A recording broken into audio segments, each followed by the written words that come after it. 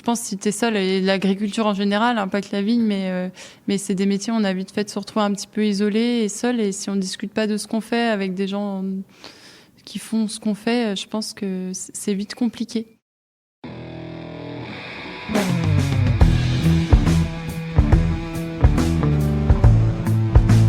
Le vin, le jaja, le pinard, le pif. Il existe une ribambelle de termes pour désigner ce breuvage que nous aimons tant, le jus de raisin fermenté. Et c'est parce que nous l'aimons plus que tout que nous voulons mieux comprendre ce qui fait un bon vin. Cépage, climat et terroir y participent, mais avant tout, il y a la patte des vigneronnes et des vignerons. Je suis Romain. Je suis Florian. Je suis Antoine.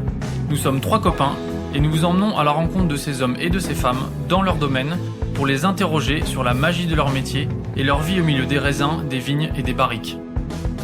Bienvenue à toutes et à tous dans le bon grain de l'ivresse.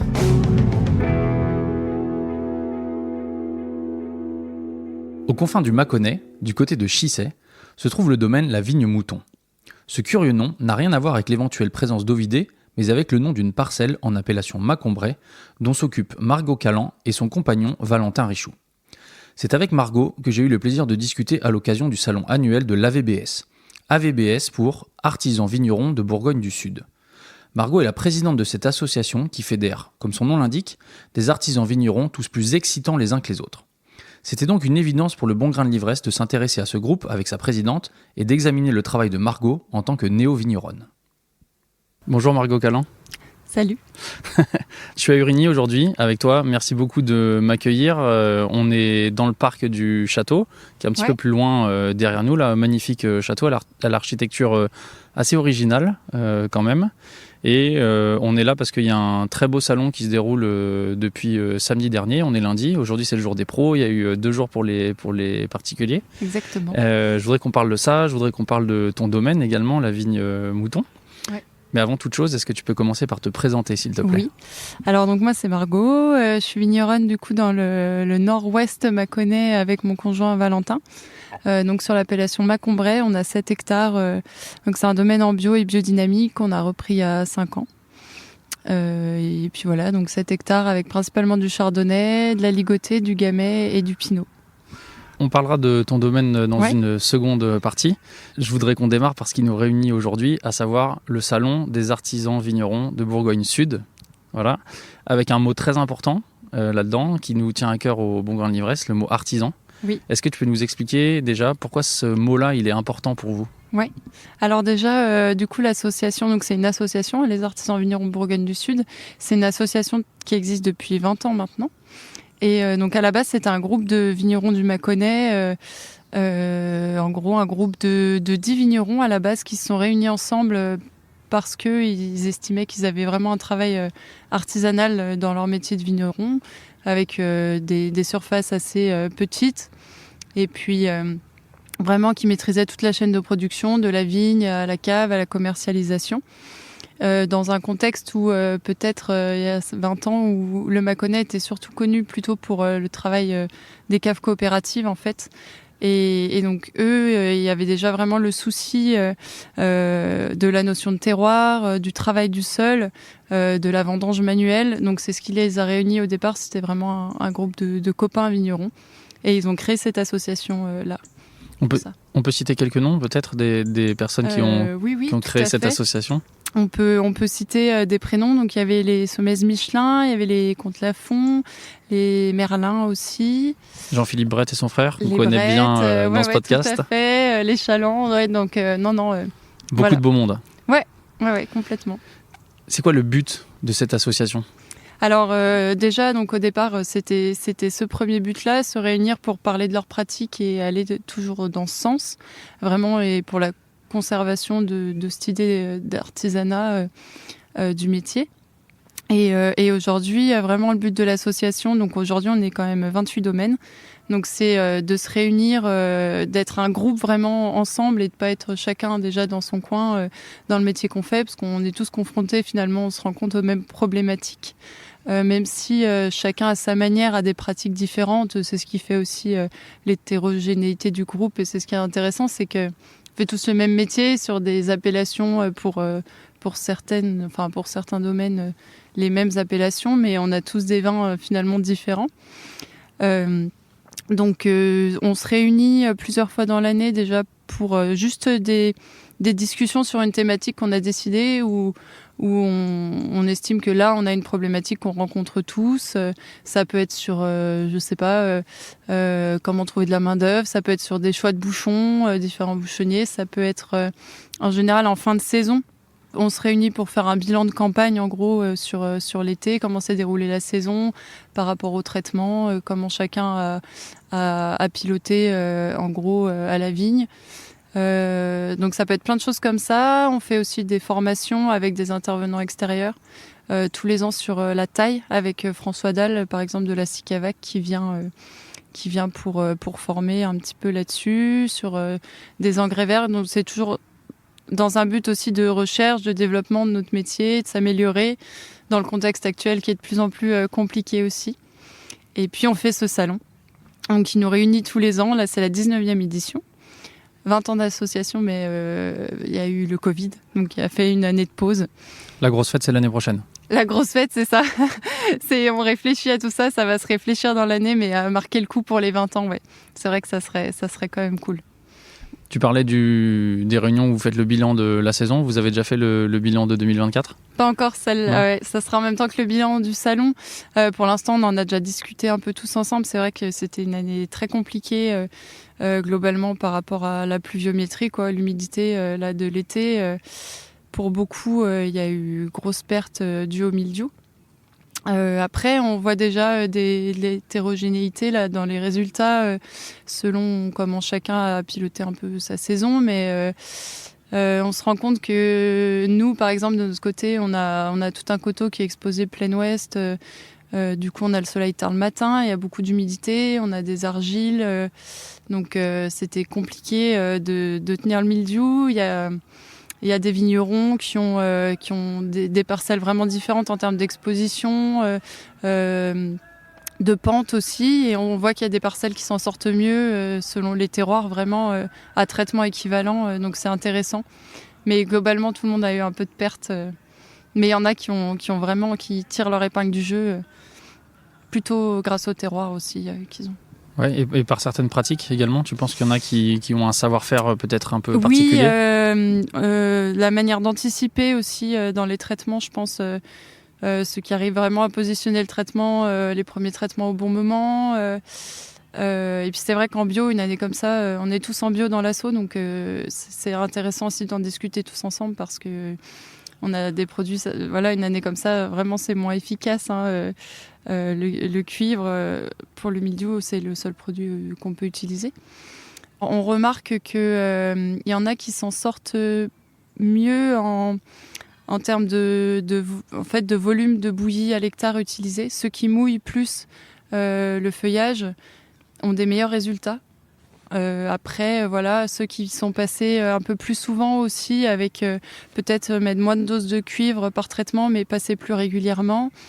Donc il y en a qui savent mieux anticiper. C'est vrai, les domaines qui ont plusieurs millésimes derrière eux, forcément aussi s'en sortent, je pense, mieux que les domaines plus récents qui ont jamais connu une millésime comme ça. Et même ceux qui ont 20 ans de métier, ils n'ont pas forcément connu un millésime comme celui-là. Tu l'as dit, c'est un élément important. Les 28 domaines sont en bio aujourd'hui. Oui. C'était pas le cas de tout le monde. Est-ce qu'il y a aussi cet effet de groupe, ce partage d'expérience qui a permis à certains de se lancer et qui les a convaincus ? Oui. Et il y a 5 ans de ça, il y en avait encore qui étaient vraiment pas en bio, qui n'avaient pas entamé la conversion. Et c'est vrai que les discussions, déjà dans les statuts de l'association, il y a toujours eu le fait que les désherbants chimiques sont interdits. Donc il n'y a jamais eu de désherbants chimiques depuis le début de l'association parmi les membres. Après, c'était beaucoup les discussions sur le travail du sol. Et c'est vrai que l'association a emmené naturellement les choses vers le bio. Et tout le monde a fini par se certifier, finalement. Donc, on a pu l'inscrire au statut officiellement l'année dernière. Ouais. Donc, vous réclamez aussi la certification ? Oui. C'est important d'avoir ce macaron-là pour tout le monde? Alors, c'était par souci, ça a été un petit peu des discussions un peu plus ou moins compliquées, hein, mais ça nous paraissait hyper important en termes de transparence déjà entre nous, en fait, pour que les discussions soient plus fluides et plus honnêtes aussi. Qu'on discute, si on a les mêmes pratiques à l'origine, le même cahier des charges, on va dire, c'est plus simple de discuter aussi de ce qu'on fait. Et puis la transparence aussi par rapport aux consommateurs. Parce que on va dire que le consommateur est de plus en plus un peu peut-être trompé ou il y a beaucoup de labels, il y a beaucoup de choses et la certification bio pour nous c'est un peu la seule façon qu'on ait vraiment d'apporter la preuve que nos pratiques sont bonnes. Donc transparence pour le consommateur aussi et puis entre nous. Ouais. Oui, parce que sans citer de nom et sans dire qu'il y a une intentionnalité, mais il y a quand même une profusion de labels qui peuvent créer pas mal de confusion ou en tout cas qui sont difficiles à lire pour les consommateurs. Qui sont difficiles à lire, ouais. Et parfois, on a l'impression que un label donné est très sain et en fait, quand on creuse un petit peu, c'est pas si vertueux que ça. Oui. Donc, du coup, le consommateur qui est pas forcément averti, sur les pratiques, il est vite trompé, quoi. C'est vrai. Tu l'as dit au début, ce salon-là, il s'est fait un petit peu en réaction au fait que les coopératives avaient une place prépondérante dans le Mâconnais. C'est un peu toujours le cas quand même. Il y a un très gros volume de vin qui est vendu par les coopératives. Oui. En 20 ans, qu'est-ce qui a changé dans le Mâconnais ? Il y a déjà bien plus de domaines, on va dire, il y a beaucoup de domaines qui sont sortis de la cave coopérative aussi parce qu'ils s'y retrouvaient pas forcément et beaucoup notamment qui avaient des pratiques en bio et ça n'a jamais été valorisé en cave coopérative, donc qui étaient sortis un moment. Maintenant, toutes les caves coopératives ont aussi une cuvée bio. Ça vient petit à petit, mais l'association a vraiment eu pour but, je pense, depuis son origine, de promouvoir les vins du Mâconnais et de redorer un petit peu aussi l'image, parce qu'il y avait un bel élan quand même là-dessus, et de montrer que c'était pas que ça dans le Mâconnais, qu'il y a aussi des domaines à taille humaine et que ça fonctionne. Alors on est ensemble aujourd'hui parce que toi, tu es la présidente de l'association depuis 2 ans. C'est quand même, moi je trouve, courageux et osé. Tu es jeune. Tu as un domaine qui a seulement 5 ans. Oui. Et tu te lances à la tête de cette association pour aiguiller 27 autres domaines. Qu'est-ce qui t'a donné envie de prendre cet engagement-là ? Alors, ce qui m'a donné envie, c'est qu'on m'en a parlé à l'origine. On est venu m'en parler. On m'a dit, est-ce que je pense de moi-même, je me serais pas dit... tiens, je vais me proposer parce que ça faisait pas longtemps qu'on était dans l'association, peu d'années de recul sur le métier et puis finalement je pense qu'il y avait une volonté de l'asso peut-être de prendre un nouveau tournant et peut-être un élan plus jeune d'une certaine manière, donc les gens se sont tournés un peu vers moi, m'ont fait confiance et j'ai dit allez, c'est parti, on y va. On t'a pas mis un pistolet sur la tempe ? On m'a pas mis un pistolet sur la tempe, non. non, et puis c'est hyper stimulant. Je me suis dit, allez, c'est parti. Et puis c'est un très joli groupe, donc je me suis dit, si je peux apporter quelque chose à tout ça, ça me ferait plaisir. Et... On peut citer ton âge, peut-être, puisque tu as parlé de jeunesse ? 30 ans. Voilà. Justement, quand tu arrives à la tête de cette association, j'imagine qu'il y a un héritage à porter. Oui. Mais qu'on arrive en ayant envie de faire quelque chose, surtout si on t'encourage à mettre du peps, de la dynamique, voilà. Une fois que tu t'étais décidé, qu'est-ce que tu as eu envie de faire ? Déjà, il y avait cette question du bio qui posait question à beaucoup dans l'association. Il y avait vraiment un besoin que ça soit officialisé, donc ça a été le premier, on va dire, travail. Après, il y avait aussi...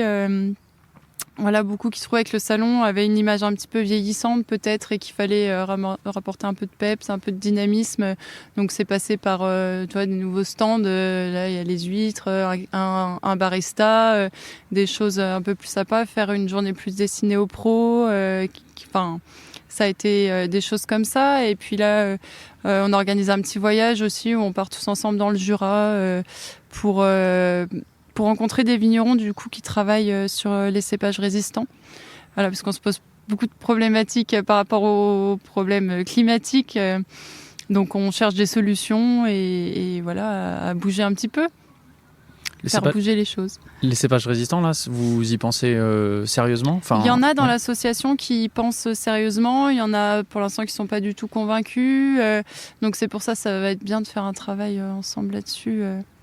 C'est quoi les pour et les contre pour l'instant, si t'as ça en tête? Les pour et les contre, les contre, on va dire, c'est surtout concernant la dégustation. Il y en a qui pensent que c'est pas du vin, que c'est pas le vin qu'on connaît et qui ont du mal à passer outre l'aspect dégustation.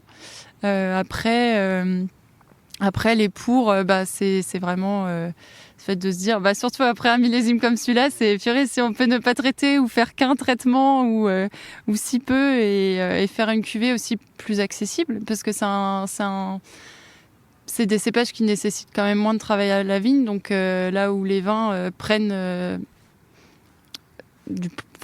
augmentent de plus en plus, parce que oui, on a des problématiques. Le coût de production, on peut dire le mot. Le coût de production, augmente vraiment. Ça permettrait de faire un vin vraiment plus accessible et puis de nous rendre aussi peut-être la vie un peu plus facile certaines années. Oui, parce que l'artisanat, mine de rien, c'est quand même du temps, c'est plus de précision, plus d'attention, mais c'est du temps, et donc c'est un coût de production qui augmente, et donc forcément, à la fin, ça a une valeur sur le prix de la bouteille. Voilà. On n'a rien sans rien. C'est ça, tout à fait. Avec une année difficile comme ça, là, sur le bio, il y en a qui se posent des questions, qui doutent sur d'avoir fait le bon choix? Dans l'asso, on en a parlé avec quelques artisans. Je pense pas qu'il y en a qui, en tout cas, se sont dit on va faire machine arrière, on a fait n'importe quoi, faut pas passer en bio, faut quitter le bio. Mais on a entendu, nous on fait partie d'une association Bio Bourgogne, on a entendu qu'il y avait eu peut-être des déconversions. Du coup, une année comme ça, en effet. Il y en a qui ont pas tenu le coup. Et après, nous, globalement, j'ai l'impression quand même qu'on a un bon groupe et que les convictions sont plus fortes et on cherche d'autres alternatives justement à la chimie quand même. Oui, parce qu'il y en a qui sont là depuis longtemps, donc j'imagine qu'ils ont aussi déjà un peu essuyé les plâtres. Ils ont connu quelques millésimes désagréables, on va dire, donc ils ont tenu, donc ça doit être un exemple. Oui, tout à fait. Est-ce que quand tu es devenue présidente de cette association-là, il a fallu que tu fasses tes preuves? Alors, j'ai pas eu le sentiment de me dire il faut que je fasse mes preuves. Après, j'ai pris, je pense, la tâche vraiment à cœur et du coup, ça s'est fait assez naturellement. J'ai essayé vraiment j'essaye de faire un maximum pour l'association. Mais non, je pense que les gens me faisaient confiance du début et non, j'ai pas eu le sentiment de cette pression de me dire il faut que les gens soient convaincus. Non, ça va. Même le jour où tu as été élue? Même le jour où j'ai été élue, oui. Tu t'en souviens? Ouais, après, il n'y avait pas beaucoup de candidats aussi, faut dire les choses. Les gens se poussaient pas non plus au portillon pour la place. Mais parce que aussi peut-être un peu essoufflé l'association, donc fallait y aller quoi. J'ai dit allez feu, c'est parti. Parce que j'ai discuté avec Jean-Philippe Brett rapidement avant qu'on se voie et il y avait déjà pas mal de membres qui étaient passés. Il y avait eu quand même de la rotation à ce poste-là. Il y avait tous une vraie volonté. Tous les 3 ans, il y a changement, D'accord. Ouais. C'est quoi les gros projets pour les années à venir là, pour l'association? Les 20 ans déjà, la 20e édition du salon, je pense que ça va être un beau projet de l'année. On pensait aussi faire un autre événement dans l'année, plutôt sur Mâcon, faire une genre de guinguette des artisans avec une buvette, un petit marché, quelque chose comme ça, plus localement pour des particuliers. Pareil parce que on est beaucoup de vignerons maintenant à vendre nos vins quand même aux professionnels, mais on est quand même de Mâcon et des fois c'est important aussi de montrer qu'on est là aux gens de chez nous, aux locaux et de les faire de rallier un peu à notre cause aussi. Localement. Justement, vous avez eu beaucoup de monde là samedi et dimanche? Oui, samedi on a fait que l'après-midi, on a eu 550 entrées à peu près, et puis hier 500 aussi. Et puis là aujourd'hui c'est plus professionnel, mais oui on est content. Le bilan, si on arrive à 1200 entrées sur 2 jours et demi, c'est quand même chouette, bravo, c'est génial. Ouais. Donc là, c'est les gros projets qui vont concerner des gens, le public extérieur et puis les professionnels. Et vous, en interne, est-ce qu'il y a des projets à venir là qui sont importants ? Eh ben, on va voir ça à la prochaine assemblée générale. Du coup, on fait venir une personne extérieure qui va s'occuper un peu de faire une journée team building, on va dire. Donc, on va vraiment essayer ensemble de réfléchir à ce qu'est l'asso aujourd'hui, de lui redonner un peu une structure et de savoir où on veut aller tous ensemble. Donc ça va être un travail intéressant, je pense, pour tout le groupe, parce qu'il y a des domaines qui sont là depuis le début, il y a des nouveaux domaines qui ont envie peut-être d'une autre dynamique. Donc en discuter tous ensemble, ça sera plus simple pour avancer. Je propose un petit interlude pour parler des premiers crus. Je vais aller voir Jean-Philippe Brett qui va nous donner son avis, puisque lui, il est concerné. Et puis on se retrouve avec toi juste après. Ok, ça marche.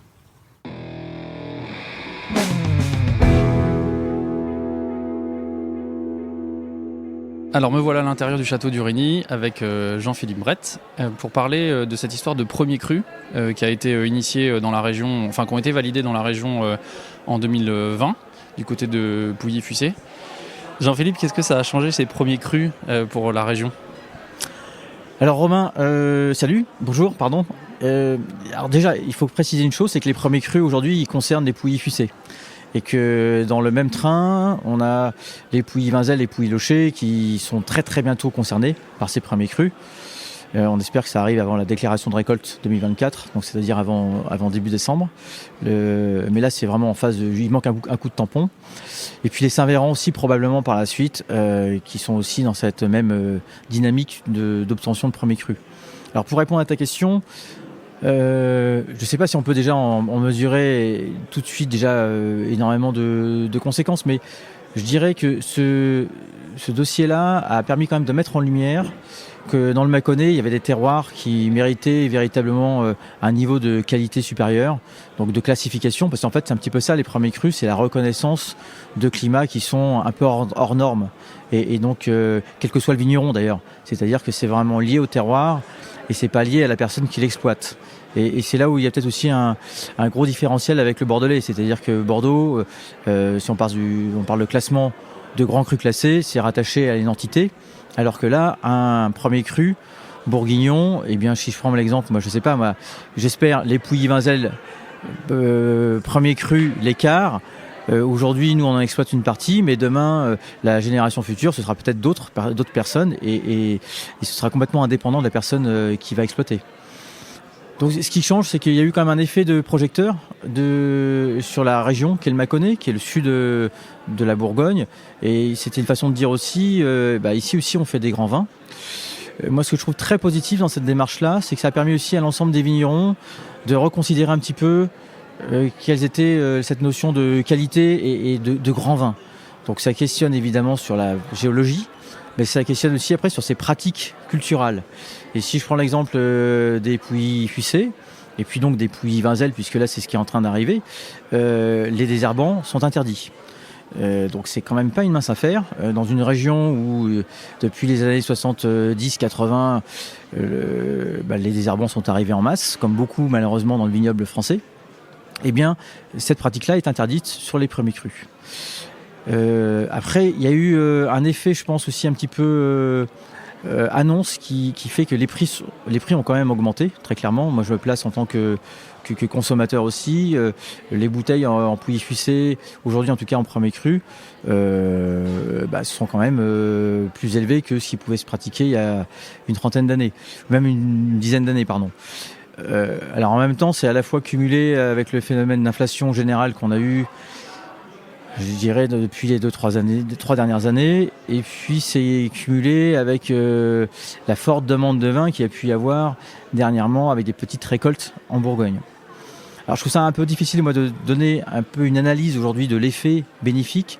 Je vois plus sur un travail de fond, c'est-à-dire tout ce qui a été fait depuis 10 ans, 15 ans, les vignerons ont parlé de ce projet-là auprès de leurs clients, auprès des journalistes. Et tu vois, par exemple, Romain, depuis le temps qu'on se croise, souvent tu me questionnes sur les premiers crus. Au fait, où est-ce que c'en est, et ainsi de suite. Donc, je pense qu'il y a beaucoup de monde qui attendait ça. Et c'est une très bonne chose. Parce que c'est une fois encore une façon de dire que le Mâconnais fait partie de la grande Bourgogne viticole, avec des très grands terroirs qui aujourd'hui justifient des pratiques agronomiques, des pratiques de culture, d'élevage, de vinification, qui méritent toute la qualité d'un grand vin. Et ça, c'est aujourd'hui, on va dire que c'est dans un cadre qu'on appelle premier cru, qui est une garantie quelque part pour le consommateur, pour la personne qui va déboucher une bouteille qui sera étiquetée premier cru. Comment ça se fait qu'il a fallu attendre le 21e siècle pour qu'il y ait des premiers crus dans le Mâconnais ? Alors je crois qu'on en avait parlé de ça un petit peu ensemble. Les premiers crus, c'est surtout en fait une conséquence de la Deuxième Guerre mondiale, où en 1942, la France est coupée en deux. Il y a la partie qui est occupée au nord et la partie libre au sud. Et la France est coupée à peu près à la hauteur du sud de Chalon-sur-Saône. Et tout ce qui est au nord de Chalon-sur-Saône, dont le vignoble de Mercurey, notamment Givry et Montagny, est occupé. Et là, les Allemands peuvent réquisitionner les vins dits de consommation courante. Et puis pour des histoires également de taxes, il y a eu donc cette volonté de dire il faut absolument protéger en zone occupée les meilleurs terroirs. Et c'est là que naît cette notion de premier cru, en fait, donc de classification. Mais moi, ce que je trouve très intéressant, c'est que donc ça veut dire en 1942, les premiers crus arrivent sur la partie occupée, sur la partie libre dans le Mâconnais. Il n'y a pas eu ce besoin-là puisqu'on était en zone libre. Et donc les vins ne pouvaient pas être réquisitionnés, en tout cas pris. Mais s'il faut quand même bien prendre en considération, c'est que les premiers crus ne sont pas non plus sortis d'un chapeau de magicien. Moi je te conseille, il y a un ouvrage qui est magnifique, qui a été écrit par Danguy, qu'on trouve aussi écrit par Vermorel. On trouve ça sous forme de réédition. Ça a été écrit dans les années 1880, où il y a une photographie en fait village par village sur la Côte d'Or, sur la Côte Chalonnaise, sur le Mâconnais, sur le Beaujolais. Et on s'aperçoit que déjà en 1880, on parle de classification de meilleurs terroirs. Alors souvent c'est première catégorie, deuxième catégorie, voire A, B, C, D. Et on va retrouver, si je prends l'exemple de Meursault, on va trouver à deux têtes, je dis ça de tête, mais de tête on trouve déjà les Perrières qui est dans la meilleure catégorie. Et qui, les Perrières, aujourd'hui, se retrouvent en premier cru. Ça, je crois que personne ne le discute. Mais ça veut donc dire que ça n'a pas été fait non plus n'importe comment, cette histoire de premier cru à l'époque. Alors, pour le Mâconnais, ça a été un peu plus compliqué dans les années 2000, où on a voulu nous remettre ça au goût du jour, puisque les critères de délimitation, les critères de classement, en fait, n'étaient pas les mêmes qu'on peut imaginer il y a 80 ans. Donc, il a fallu rétablir, en fait, une sorte de grille de classification sur des critères géologiques, sur des critères historiques et sur des critères aussi de qualité du vin. Et c'est un peu tout ce travail-là que l'on a fait pendant presque une quinzaine d'années, maintenant ça fait 18 ans finalement que l'on a fait ce travail-là, pour obtenir ensuite une liste de climats. Le climat, c'est le terme typique bourguignon qui nomme les meilleurs lieux-dits. Et donc faire une liste de meilleurs climats qui potentiellement pouvaient obtenir cette dénomination de premier cru. Et c'est à l'issue de ce travail-là qu'on a proposé, quand je dis on, c'est l'ODG, c'est l'organisme de gestion et de défense de l'appellation. Donc c'est l'ODG Pouilly-Fuissé, l'ODG Pouilly-Vinzelles-Locher, l'ODG Saint-Véran, qui ont proposé ensuite un dossier conséquent à l'INAO, donc qui est l'Institut national d'appellation d'origine, qui va contrôler toutes ces histoires d'appellation. Et dans ce dossier-là, il y avait tout un tas d'éléments historique, qualitative, géologique, pour dire nous pensons que ces terroirs-là justifient la mention de premier cru. Et donc ça a été ensuite, on va dire, des échanges qui ont duré longtemps, presque une dizaine d'années, avec la nomination d'une commission d'experts qui est venue sur le terrain. Dedans, il y a des géologues, il y avait des historiens du vin, anciens professionnels du vin également, et ça a été un échange ensuite entre l'ODG en disant on pense que là c'est bien. On a eu des retours parfois en nous disant non, la limite doit plutôt passer là, et puis après il a fallu contre-argumenter. Donc c'est des dossiers qui prennent du temps, mais je pense que c'est plutôt bien. Ça permet aussi à tout le monde d'intégrer que lorsqu'on pose une limite, la limite elle n'est pas anodine, et il ne faut pas que ça se fasse d'un claquement de doigts juste en une année. Merci Jean-Philippe, j'espère que le coup de tampon arrivera assez tôt. Et en attendant, on va retrouver Margot pour la suite de l'interview.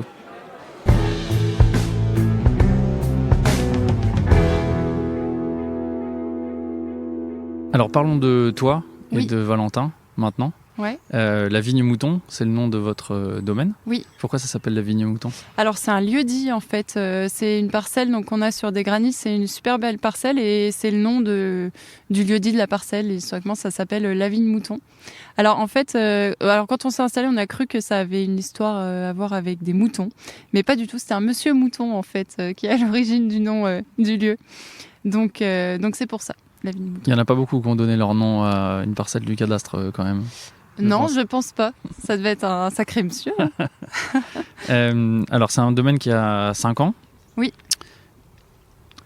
C'est une reprise en fait. pardon. Donc c'est un domaine qui était donc on a repris à la suite d'un couple. Nous donc on a fait nos études avec Valentin.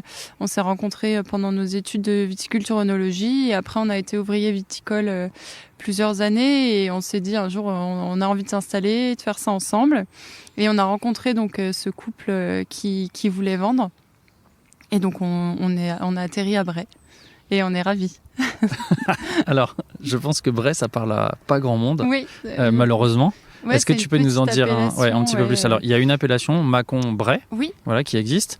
Mm. Est-ce que tu peux nous expliquer où c'est Oui. et quelle est la particularité de ce village Ouais. et des alentours de l'appellation? Oui, alors du coup Mâcon-Bray c'est donc vraiment extrême nord-ouest du Mâconnais, donc dans le Clunisois, c'est au-dessus de Cluny, en gros au nord de Cluny. Donc c'est une appellation en fait quand même qui fait 180 hectares, mais il y a très peu de vignerons qui produisent de la bouteille. On est 4 vignerons, ce qui doit représenter 30 hectares peut-être sur les 180. Sinon il y a beaucoup de coopératives, de coopérateurs qui sont sur Bray.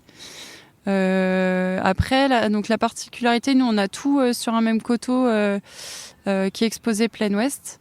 Donc c'est bien pour les années chaudes, mais pour les années humides comme cette année, comme je disais tout à l'heure, c'est pas l'idéal.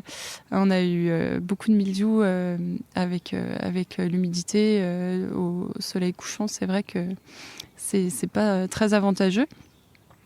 On a des argilo-calcaires, il y a aussi des terroirs granitiques, notamment la vigne Mouton qui est une vigne sur granit. Après, on a des sols très rouges en fait, c'est des argilo-calcaires avec des calcaires foie de veau, qui est donc beaucoup de fer dans les sols. Voilà. Après, c'est particulier. Enfin, nous, on a vraiment adoré l'endroit parce que c'est très bocagé. Encore, c'est très diversifié comme paysage. Il y a peu de vignes en fait. Enfin, dans le paysage, il y a pas que de la vigne, donc c'est vraiment joli. C'est chouette. Puis ça permet de conserver de la biodiversité, j'imagine. Certainement, oui, Voilà. tout à fait. Et puis vous avez beau être en Bourgogne, vous cultivez un peu plus de cépages. Il n'y a pas que du chardonnay et du pinot noir, il me semble, chez vous. Ouais, nous on a un peu d'aligoté et de gamay aussi. Après, c'est vrai que ça reste quand même les cépages bourguignons. Tout de même. Mais historiquement, il y avait quand même beaucoup de gamay, quoi. Nord Mâconnais, c'était vraiment des terroirs à gamay. Le Mâconnais, c'est ta région de base? Non, moi je viens de Bourg-en-Bresse. Je suis pas du tout du monde du vin, familialement, et Valentin non plus. Lui, il vient de Lyon, vers à Hérancy. Ok. Voilà. Oui, c'est Valentin Richoux. C'est quand C'est même un ses nom cousins, un ouais. petit peu, Ses un petit peu cousins répandu qui ont là-bas. un domaine là-bas, ouais. Oui, qu'on connaît bien ici aussi, qui sont Ok. passés dans le podcast il y a Ah, quelques ok, années. je savais même pas, j'ai pas écouté. Qu'est-ce qui t'a donné le virus du vin? Alors, le virus, moi, je savais pas trop quoi faire, en fait, après le bac. Et je me destinais pas à quelque chose de spécial.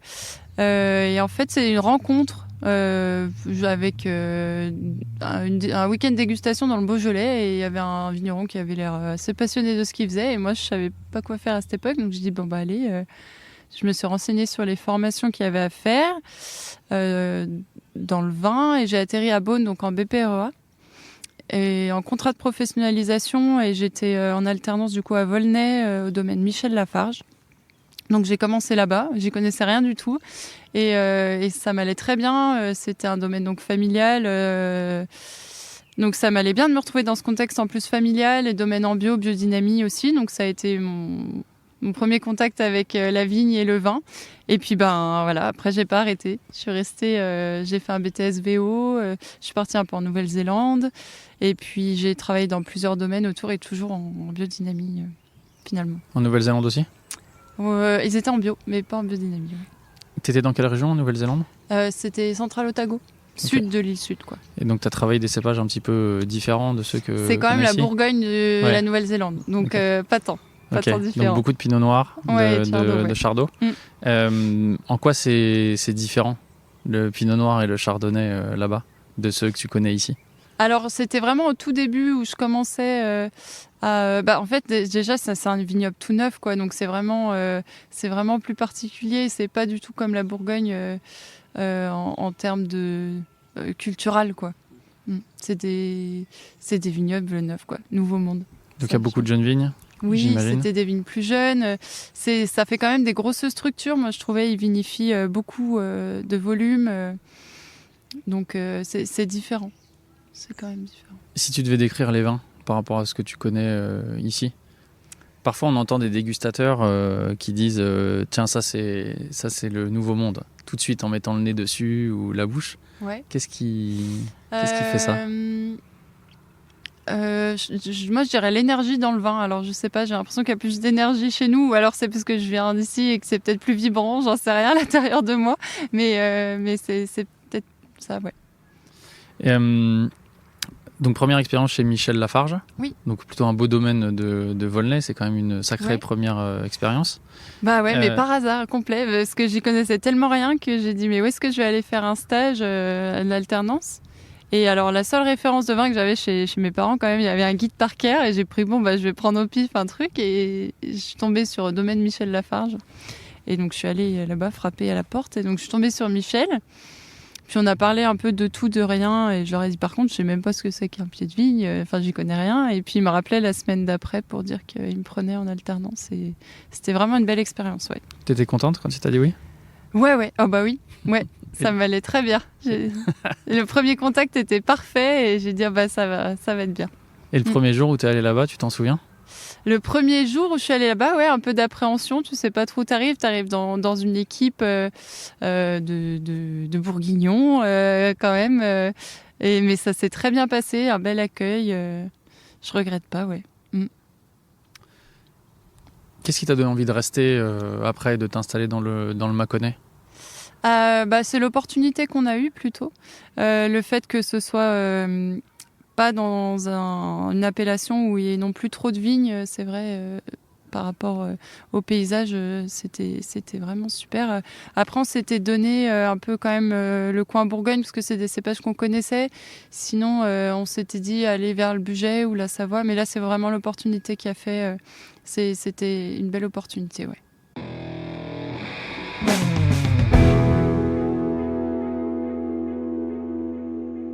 Alors on se retrouve avec Margot, on vient de se délocaliser parce qu'à l'extérieur on était bien dans le parc, mais il y a quelqu'un qui a lancé une souffleuse à feuilles, on est en plein automne, voilà, donc c'était un petit peu compliqué d'enregistrer dans ces conditions, mais on reprend le fil de notre conversation. Margot, combien ça coûte d'acheter un hectare de vigne planté du côté de Bray? Alors nous, on n'a pas acheté du coup parce que donc les vignes c'est de la location, on est en fermage, mais sinon c'est autour de 30 000 euros. Et le fermage, ça coûte combien? Alors le fermage, du coup, en fait, on fixe déjà un nombre d'hectolitres en gros à payer aux propriétaires. Par exemple, 8 hectolitres, 10 hectolitres. Et après, il y a un prix à l'hectolitre qui est fixé tous les ans par arrêté préfectoral. Donc, selon les appellations, donc ça dépend. Par exemple, les Bourgognes rouges, c'est 400 euros de l'hecto. Les Mâcons rouges, ça va être 300. Ça dépend. Là, ça a augmenté de 5%, je crois, cette année. C'est pas encore paru. Donc, ça a payé au 16 novembre aux propriétaires. Et donc, nous, en gros, ça nous coûte environ 20 000 euros par an d'exploiter les vignes. Ça a augmenté en 5 ans? Juste là, il y a eu 5%. Sinon, c'est des petites augmentations globalement, mais ça augmente un petit peu tous les ans, ouais. Et le domaine que vous avez repris, qu'est-ce que vous avez repris concrètement de ce domaine-là? Alors nous, on a repris du coup, en fait, eux, ils étaient en EARL, donc on a fait un rachat de parts sociales. Et on a racheté le bâtiment d'exploitation aussi. C'était quelqu'un qui partait à la retraite. C'était quoi les conditions du départ? Alors non, c'était pas un départ en retraite. Ils ont décidé de vendre parce qu'ils avaient envie de faire autre chose. Mais les conditions, après, c'était bien parce que c'était plutôt, ils voulaient pas vendre pour vendre et plus en entendre parler parce que voilà, ils avaient engagé beaucoup de travail dans ce domaine, quand même beaucoup d'énergie. Donc il y a eu une petite phase un peu de transmission en fait où ils étaient toujours présents et où il y a eu un temps de passation. Et donc ça c'était quand même confortable aussi parce qu'on n'est pas on n'est pas natif de là-bas, donc pour mettre un pied dans la région aussi, se faire connaître, être bien accueilli, c'était hyper confortable. Un petit peu plus tôt, là, quand tu parlais de l'association, tu as abordé un sujet que je trouve intéressant sur les échanges que vous pouvez avoir dans l'association, à savoir le prix des vins. Oui. Comment est-ce qu'on fait pour fixer le prix de ces vins quand on démarre? Quand on démarre, alors nous, pareil, on a repris un petit peu vraiment l'idée qu'ils avaient en termes, vu que c'était les mêmes vignes, dans l'idée des vins, c'était un petit peu aussi, on avait les mêmes contenants, donc les mêmes élevages qui pouvaient être faits, donc on est resté sur le même schéma prix aussi pour un petit peu la passation par rapport aux clients particuliers, aux locaux, qu'il n'y ait pas un gros changement. Après, nous, c'est sûr que les coûts de production n'étaient pas du tout les mêmes que du début, parce que déjà, ils étaient propriétaires des vignes. Nous, il y avait tout l'investissement aussi du coût du rachat. Donc, on a augmenté aussi quand même en arrivant. Et puis après, on regarde vraiment par rapport au coût de production, prix de revient. C'est des calculs après qu'on a fait à l'installation avec l'aide comptable, quoi. Est-ce que le prix des vins il a évolué depuis 5 ans?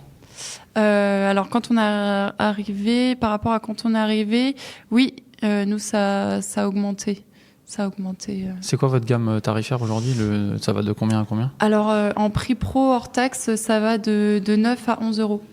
Ok, donc c'est des prix pour la Bourgogne qui sont relativement contenus, on va dire. Oui, on nous le dit tout le temps, on devrait augmenter peut-être encore un peu. Mais oui, c'est vrai. Est-ce que tu trouves que tes vins aujourd'hui, ils sont au juste prix? Je sais pas ce qui est vraiment le juste prix.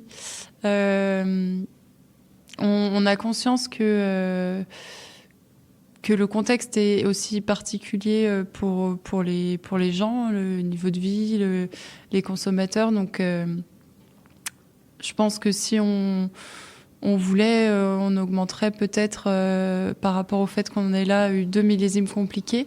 Mais de la grêle en 2023. La grêle en 2023 et, puis, et cette là année, le mildiou, c'était pire que la grêle, finalement. Mais oui, je pense qu'ils sont au juste prix parce qu'on se met dans la position d'avant d'être installé et de pouvoir avoir du vin aussi plus facilement, c'est vrai, parce que voilà, on connaît beaucoup de vignerons, on achète moins de vin en fait que avant parce qu'on troque beaucoup mais des prix qui nous semblent nous psychologiquement justes avec du recul quand on achète du vin, quoi. Et c'est vrai on n'aimerait pas passer un certain prix. Ouais. Et est-ce que c'est des prix qui vous permettent d'envisager sereinement de faire des investissements au domaine? Alors pour l'instant, non, parce que on pense pas faire de gros investissements dans les années à venir, parce que c'est vrai qu'il y a déjà beaucoup d'annuités remboursées par la reprise, quoi. Mais non. Enfin, pour l'instant, on n'a pas de projet de gros investissements majeurs. Ouais. Et si tu avais les moyens que tu voulais, quel investissement tu ferais dans le domaine là? Quel investissement on ferait dans le domaine? Ça serait plus peut-être à la cave racheter des contenants. Déjà, ça serait pas des investissements majeurs, mais ça serait peut-être quelque chose qu'on ferait. Pour l'élevage ou pour la vinification? Pour les deux, je pense. Ouais, parce qu'en fait, une année où on fait une récolte au rendement autorisé maximum, par exemple, on n'a pas la capacité de tout garder en cave pour l'instant. Donc l'idée, ça serait peut-être en fait de reconstruire un bâtiment pour stocker plus de vin, pour pallier les années aussi où on en a moins. Parce que c'est vrai qu'en 2022, par exemple, on a vendu du mou à d'autres vignerons parce que on pouvait pas tout garder. Mais du coup, quand tu as 2 millésimes derrière et que tu te dis si on avait gardé plus de 22, ça aurait été quand même bien. Donc peut-être ça serait refaire un bâtiment en fait de stockage, d'étiquetage. À côté et puis profiter de l'espace de stockage actuel pour faire une deuxième cuverie, peut-être une de blanc, une de rouge. Ça serait vraiment intéressant pour stocker plus de vin, quoi. C'est une bonne assurance aussi, le stock quand même. Et le fermage, c'est une situation qui vous convient Alors pour l'instant, on n'a pas. C'est vrai que ça serait dans un deuxième investissement, ça serait super de pouvoir acheter toutes les vignes, être propriétaire des terres qu'on cultive quand même. Ça serait un gros confort. Ça sera fait petit à petit, mais les propriétaires, en tout cas le propriétaire principal qui est donc l'ancien propriétaire du domaine, est prêt à vendre. Il y aura pas de souci, mais pour l'instant le problème est financier. Mais ça serait bien de pouvoir être propriétaire. Donc aujourd'hui, vous avez 7,5 hectares. Oui. Vous faites tout à deux ou vous avez on d'autres faisait bras? tout à deux jusque là cette année. Donc on a embauché un salarié. Jusque maintenant à deux, oui, ça se fait quand tu es dans ton schéma et que tu es un peu rodé et que tu sais comment les choses s'organisent. C'est bien, mais quand tu veux développer d'autres choses, réfléchir à d'autres stratégies. Par exemple, là, on pensait pour faire des engrais verts, mais il faut s'équiper et des fois, t'as pas assez de temps de réflexion pour mettre les choses à exécution. Donc, ça va donner un peu d'air. Ça va être hyper bien et aussi donc on est associés, mais on est aussi en couple dans la vie. Et donc des fois, tu fais les choses parce que c'est un peu naturel. Tu sais comment elles doivent être faites. Mais d'avoir une troisième personne, ça permet aussi. C'est hyper intéressant là. Le peu de temps, puis il est pas là depuis longtemps, mais tu sens que ça permet vraiment du coup, vu qu'on doit lui expliquer ce qu'on fait, ça remet vraiment des mots sur ce qu'on fait, ça rapporte une réflexion autre, donc c'est bien, ça va être bien d'être trois. Et justement, votre schéma à deux jusqu'à présent, c'était lequel? Comment vous vous organisiez tous les deux? Et question qui va avec, c'est comment de travailler en couple? Ouais. Alors, c'est hyper stimulant de travailler en couple. Moi, je trouve ça très intéressant. Déjà, on a bien discuté avant l'installation aussi. C'est important. Est-ce qu'on a envie de travailler ensemble? Est-ce qu'on peut travailler ensemble? Donc, on s'est dit que oui. Et pour l'instant, en tout cas, ça fonctionne. Il n'y a pas de souci. Après, au niveau de la répartition, on est tous les deux autant à la vigne l'un que l'autre. Valentin, il fait plus ce qui est tracteur, vraiment les traitements. Moi, j'en fais de manière épisodique quelques travaux du sol ou des trous à la tarière ou voilà. Après, tous les traitements, c'est lui qui les fait. Après, les vins, c'est moi qui m'en occupe.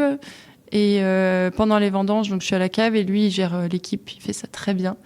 Et on a de la chance de trouver des locaux en majorité. Et puis, il arrive vraiment à créer une belle cohésion. Et puis à ce qu'il y ait une bonne ambiance. Ouais. T'es contente, toi, de la répartition? Ça se fait naturellement? Ça s'est fait naturellement. Tout ce qui est commercialisation, ça s'est fait naturellement aussi. C'est moi qui m'occupe plus de tout ce qui est gestion, comptabilité, administratif. Mais c'est pas la partie la plus plaisante et c'est pas forcément ce qu'on apprend non plus, en fait. Mais il faut le faire, de toute façon. Donc, c'est une partie essentielle. Ouais, faut le faire. Mais c'est bien. Ouais. Toi, tu fais les vins? Oui. T'es moins à la vigne que Valentin, là, tu viens de nous le dire. Après, les vins, on est autant l'un que l'autre à la vigne. Ouais. Parce que l'hiver, on taille ensemble tout le temps, on tire les bois ensemble. Pendant la saison, mai, juin, juillet, on est à fond à la vigne, donc à la cave, en fait, il n'y a pas trop de travail. Nous, en soi, il y a les vendanges. Après, il y a les sous-tirages pendant l'été. Après, c'est un suivi et les remplissages, ça, on fait le soir. Mais c'est surtout pendant les vendanges qu'on est à la cave. Sinon, moi, ça me demande pas non plus trop de travail. Qu'est-ce qui te plaît dans le travail de cave ? Alors, ce qui me plaît, c'est d'être seule déjà à la cave. non, mais C'est pendant les vendanges déjà, c'est assez magique. C'est comme tout ton travail de l'année que tu rentres, t'attends de voir, tu mets ça dans tes cuves, t'attends de voir que ça parte en fermentation. Ça, c'est assez magique, je trouve, quand tu te dis, quand t'entends que ça se met à gazer et que ça fermente, tu te dis c'est gagné. Déjà, c'est une belle partie de fête. Et puis après, c'est vrai que c'est assez, c'est des moments, j'aime bien voir comment ça évolue. Tu goûtes, tu vois comment se passent les fermentations. Tu fais le suivi. Et puis essayer de savoir ce que ça va donner. Et non, c'est sympa. Ouais. Tu goûtes régulièrement ? On goûte régulièrement pendant les vendanges, pendant que ça fermente déjà, une fois que c'est parti. Et puis après, on essaye de goûter ensemble, de se dire tous les 2 mois pendant l'élevage, quoi. On refait une déguste plus posément. Après, moi, je goûte plus régulièrement quand je suis à la cave, que je fais les pleins.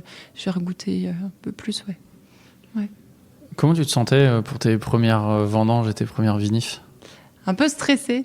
C'est stressant quand même. Tu te dis déjà, t'as beaucoup de monde chez toi, t'as tous les vendangeurs, t'as envie que ça soit bien organisé, qu'il y ait pas un peu de temps mort ou de latence, ou qu'ils sentent pas qu'on n'est pas qu'on n'est pas prêt ou des choses comme ça. Donc t'anticipes un peu un maximum. Et puis stresser de l'organisation, ouais, c'est quand même une logistique, hein. Ouais. Mais ça s'est très bien passé. Ça s'est très bien passé. Et puis quand tu as une belle équipe, ça te porte aussi vachement. Même là, c'est ce qu'on disait, une année là où on rentre sur une récolte qui est pas très jolie, beaucoup de mildiou.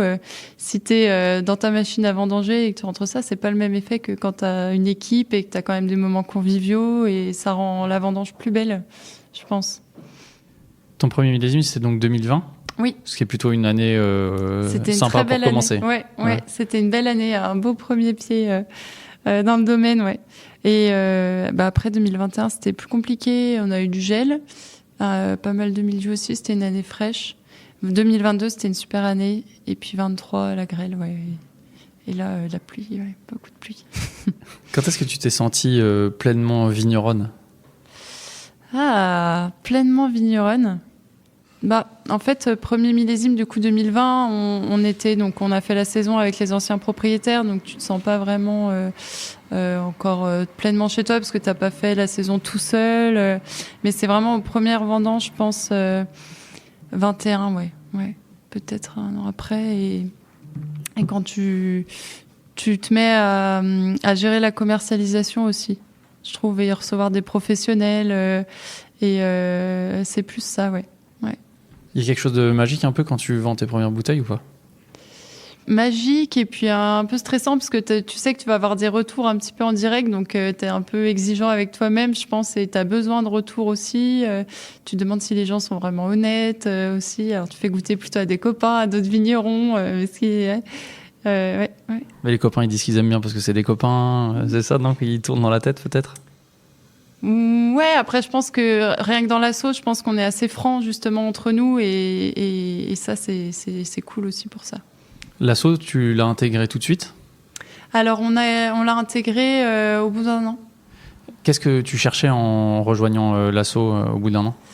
On cherchait un groupe parce que Bombray, c'est dans le Mâconnais, mais c'est assez isolé. C'est vrai, tout le monde nous dit à chaque fois, vous avez fait 3 heures de route pour venir, alors que c'est pas si loin que le reste du Mâconnais, mais du coup, à pas être tout seul. C'est vrai, parce que voilà, on fait un métier qui est quand même, je pense, si t'es seul, et l'agriculture en général, hein, pas que la vigne, mais c'est des métiers où on a vite fait de se retrouver un petit peu isolé et seul, et si on discute pas de ce qu'on fait avec des gens qui font ce qu'on fait, je pense que c'est vite compliqué.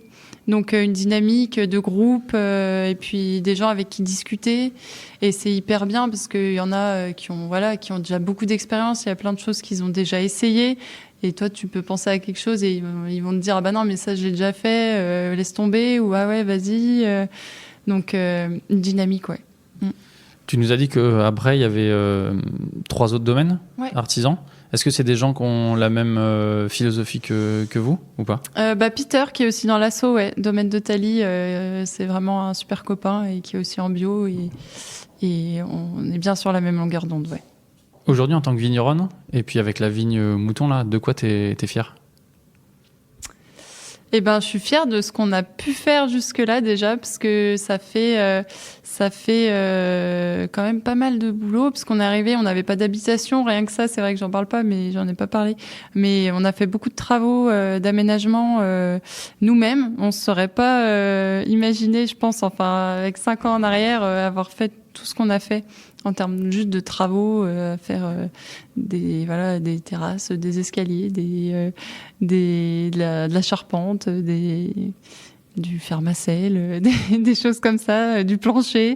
Donc déjà ça c'était bien et du coup on habite maintenant au-dessus de la cuverie, donc on est vraiment chez nous. Tout ça et puis gérer, on est fiers de se dire qu'on peut gérer une structure comme celle-là et qu'on y arrive. C'est quand même, on se le dit peut-être pas assez souvent, on n'y pense pas assez, mais ouais, c'est bien. Et vous arrivez à laisser le travail de côté quand vous vous retrouvez en famille à la maison? Alors pour l'instant, pas trop. Peut-être, c'est parce que c'est tout neuf encore. Ça viendra petit à petit. Après, c'est pas forcément un problème. Hein. C'est pas moi qui juge. C'est pas un problème. C'est vrai que quand on a décidé donc d'aménager notre lieu d'habitation sur le domaine, il y en a beaucoup qui nous ont dit c'est bien quand même de séparer le pro, le perso. Mais en fait, il y a pas de pro ou de perso. C'est notre vie. Ça fait un peu quoi. Moi, je vois plus ça comme ça. Au contraire, je trouve ça très confortable. Au départ, on habitait à 10 minutes en voiture, mais c'est vite pénalisant pendant les vendanges. C'est pas possible. Si tu penses à un truc en pleine nuit que t'as oublié, tu fais tout le temps des allers-retours. Dis mince, la cuve, là, est-ce que je sais plus? Donc, non, c'est très confortable. Alors, c'est l'heure de la dernière question traditionnelle dans ce podcast. Margot, est-ce que tu es heureuse dans ce que tu fais aujourd'hui? Je suis très heureuse dans ce que je fais. Ouais. Eh ben, merci beaucoup. Merci.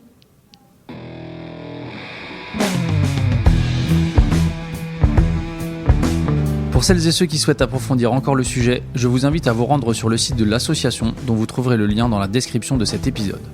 Évidemment, je vous invite à goûter les vins de Margot et Valentin, et en particulier la cuvée Descente Dangereuse qui porte très bien son nom. Merci Margot, longue vie à la vigne mouton et longue vie à la VBS. Je suis Romain Becker et vous écoutez Le Bon Grain de l'Ivresse. Réalisation Romain Becker.